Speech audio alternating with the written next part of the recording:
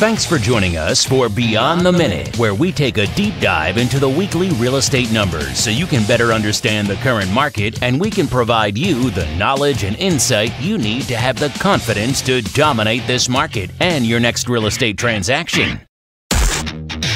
Welcome to the Monday Morning Market Minute.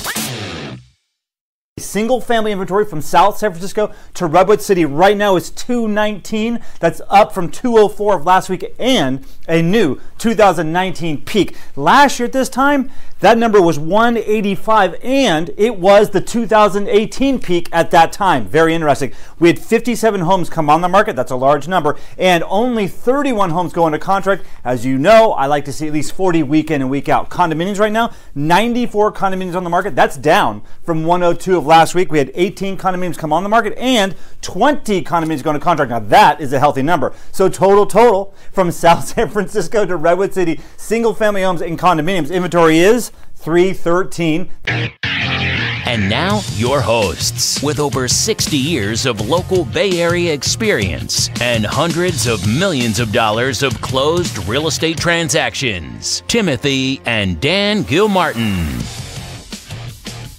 Hello, this is Dan Gilmartin sitting down with the president of the Gilmartin Group, my brother, Timothy D. Gilmartin, and welcome to episode 24 for Beyond the Minute, where Tim and myself continue to dive deep and unpack the Monday morning market minute. Good morning, Tim. Good morning, Dan. We actually missed last week, so we're going to combine the last 2 weeks in today's episode.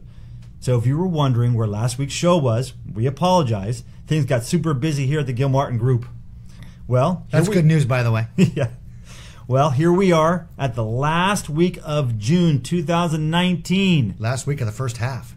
And after hitting a new peak a few weeks ago and then having inventory actually go down, then stay exactly the same last week, this week we find ourselves with a new 2019 peak in inventory at 313. You know, that's not a surprise, Dan. Usually between the 15th and the 30th of June is the annual peak. Our last 2019 peak number was 311.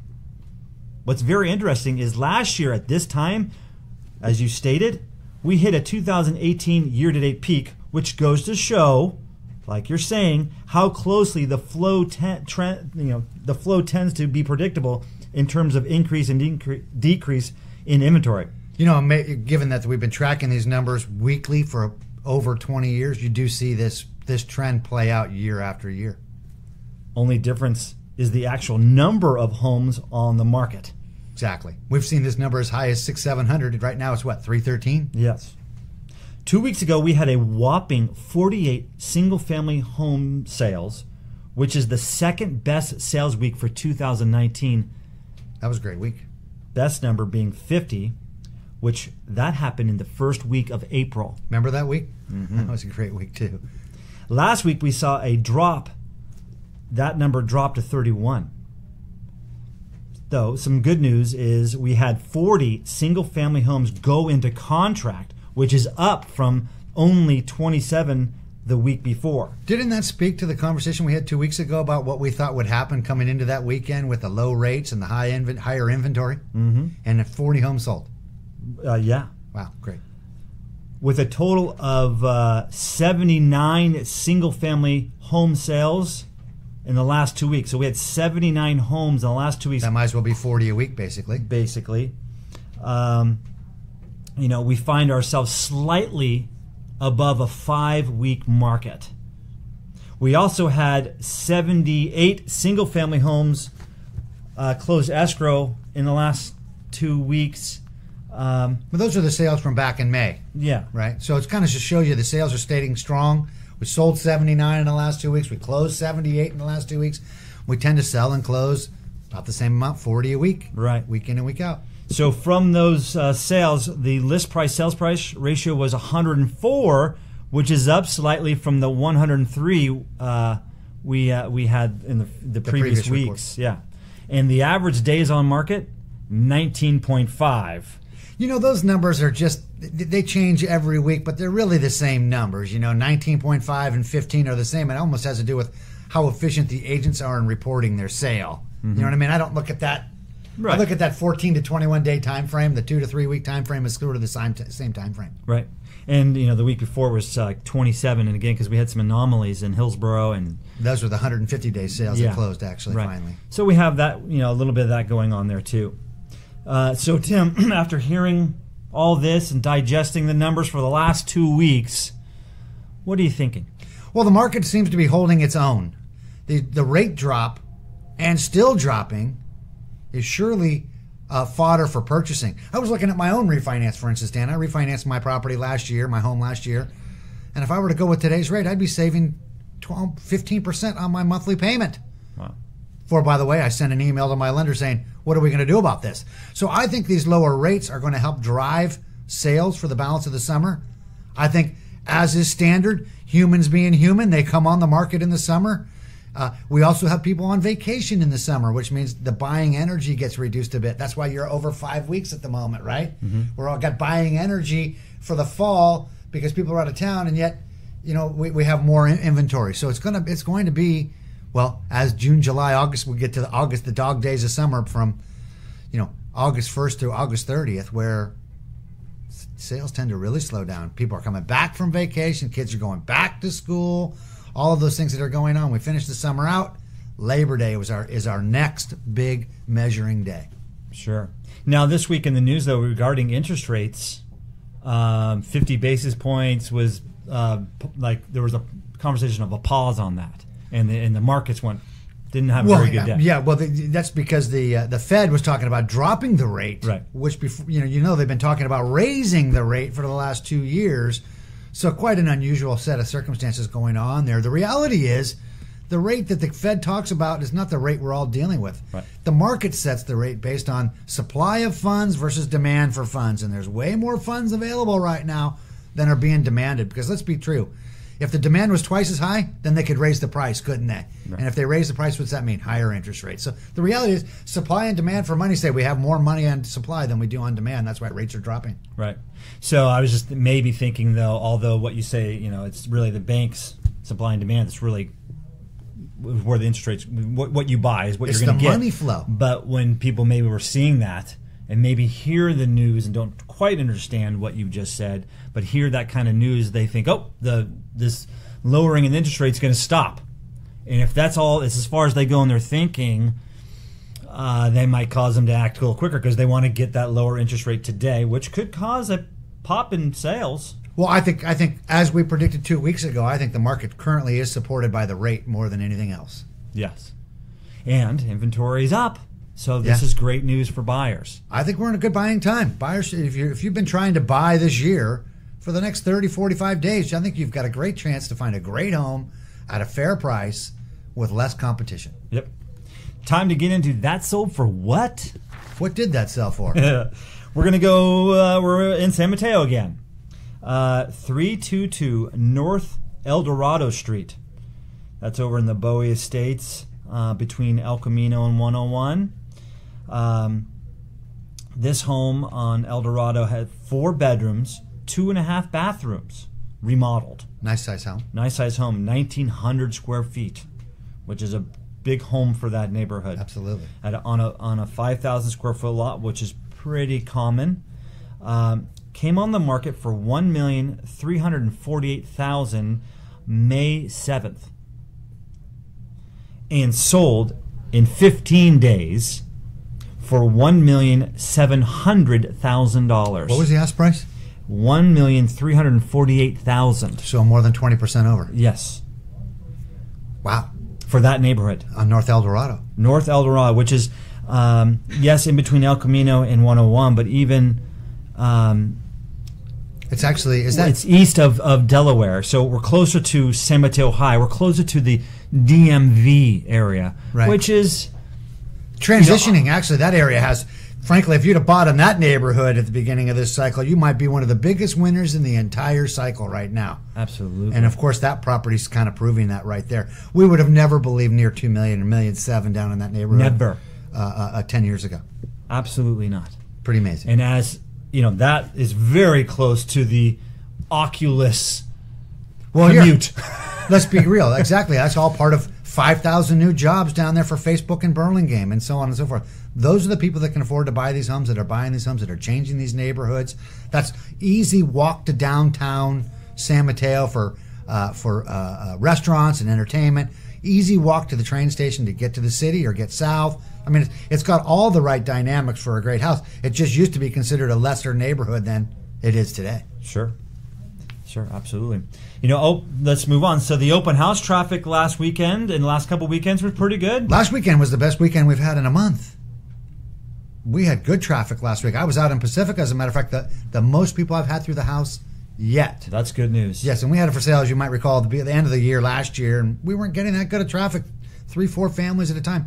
This last Saturday, 10, 12 families through, and people spending a long time in the home. So I found people out really looking at homes last weekend. And our listing in Hillsboro had 2 weekends ago 20 some odd people through at a price range in the 6 million range. That's a huge group of people. Right. When you have that many people showing up for a $6 million home, that's a good sign. Yeah, absolutely. So, what do you think? If you were to speculate on the interest rates, do you think they're just going to stay? Or have I told you my record of speculating on interest rates? I'm hoping to get your answer so it goes down. I'm 37 years wrong so far of predicting rates will go up. So what's your wrong answer today? I predict rates will go up. That means they've got to be going down again. I know I've got to be closer to being right one of these days. It's just absolutely amazing. You kind of have to put it in the perspective of, well, my perspective anyways, which was I remember as a young boy watching the real estate market, because that's what I was always dreaming to do. Interest rates go to 18%, and I've always waited for that to happen again. I started in the business. The best rate you can get in 1983 was 11.5% adjustable rate mortgage. And I used to tell buyers it could go up 5 and down 5. Don't count on it going down. By the way, every single one of them has gone down to where now? 3.5. So, there's not a lot of room left to go down from here. When the 10-year is at 2.03, let's be clear though, it did bottom out a couple years ago at like 1.27. Mm-hmm. That's a long ways from where we are now. That's another 40% reduction. So it could test that rate before finally doing what it's got to do next. And the economic guru I follow is speaking of this probably more in the 2020 to 2024 timeframe. Interesting. Of raising rates in inflationary timeframe. Has that always been his prediction, or has that moved? Well, it's been no. It's actually been kind of online with the monetary, the whole monetary issue that's going on throughout the world right now. Everything that's been done since the 2007 crash is all new economics based on old theory, and it hasn't proven correct. Mm-hmm. I mean, Europe has gotten down to negative interest rates, trying to force people to take money to create an inflation. And you know what? When it's free or less, people want it less. That means demand is even lower. You know why they're not demanding the money? Because they don't believe they can make more money with the money. That's too bad. That's scary. And that's created a deflationary marketplace around the world. Very few parts of the world are actually inflationary at the moment. We, from a real estate perspective, are sitting in extraordinaryville right now. Because I'm guaranteed if you go 50 miles east of us right now, Dan, there's not multiple offers. There's not a 5-week market. I was in Danville last week, 181 total homes for sale just in the city of Danville. Yeah, I'm pretty sure there's fewer total homes in Danville than there are between San Bruno and Redwood City, where we have, 202 total homes for sale. So, we are in extraordinaryville here. So inventory is at a 2019 peak, like I stated, but still overall low when you compare it to the total market. Well, remember I told you, we could find the times where, when I say 700, that was just single-family homes. That wasn't condos, too. When you get homes and condos together back in 2007, 8, 9, 10, you're at 1,000 total homes for sale versus 300 total homes for sale. So inventory is still 1/3 of the max peak of this cycle, for instance. Sure. So just trying to reiterate, though, here we are at the 2019 peak. It's kind of on schedule. The June-July peak, it's on schedule. Interest rates are down. Once again, that all being said, what a great opportunity for 2019 buyers. Absolutely. I think the key to the trend of the conversation, we're having for the trend, by the way, is to see what happens in July and August. Because generally speaking, in the 30 years that we've been tracking these numbers, the peak is always I've seen it once in July. Every other time by the end of June, which means we sell inventory off for the rest of the year till the end of the year when it's the lowest. So what we're watching for now is what happens next as the inventory changes, week after week going forward from here for the balance of the year. And that's going to give you the answer to the type of market we're in going forward. And the questions I'm sure we're all getting is really, how's the market, or what, you know? Well, you know, a lot of people tell me the market was soft 2 weeks ago. Hey, people tell me, yeah, market's kind of soft, huh? I'm not quite sure how to answer that, but I guess the answer was, well, yeah, it did kind of feel soft for that moment. But then, like you predicted, quite frankly, that weekend we sold everything. Yeah. Which means it wasn't soft anymore. And we sold them all for over asking. Yes. So, Isn't that amazing? Yeah. Now, did our clients actually reach their goals? Actually, no. You know, they everybody has a goal over asking of some certain number. Did we get to that? Not quite. So what we're really talking about is the froth. Yes, right. Exactly. The froth I didn't get all my froth. I only got half my froth. Exactly. Go to a different store. Okay. Well, we're running out of time here. So thank you very much. Want to continue to be in the know about what's really going on with the Mid-Peninsula real estate market? Then simply stay tuned to the weekly Monday morning market minute and Beyond the Minute to discover if the inventory has any dramatic shifts in sales, or if the pace shifts at all, if there's any type of event that will cause the market to change. Thank you again for listening, and if you have any questions, continue to reach out to Tim or myself, and keep going to our website. That's www.thegilmartins.com, and Tim's email is tim@thegilmartins.com, and I'm dan@thegilmartins.com. Plus, when you decide to subscribe to the show on iTunes, Google Play Store, Stitcher, Spotify, or Pandora, you can always feel comfortable. You won't miss out on the newest episodes. Also, it would be great if you could give us a 5-star review, which makes a big difference in spreading the word out to even more people. Have a great day, and we look forward to speaking with you next week. Don't forget, by the way, Dan, the second half of the year is the investment half of the year. So for the investment program we're putting together for these folks, let's make sure we get everybody signed up. Hopefully we can by the end of July, so we can do this in August for you. Well said. Great. Talk to you next week. Thank you. Thank you, Dan.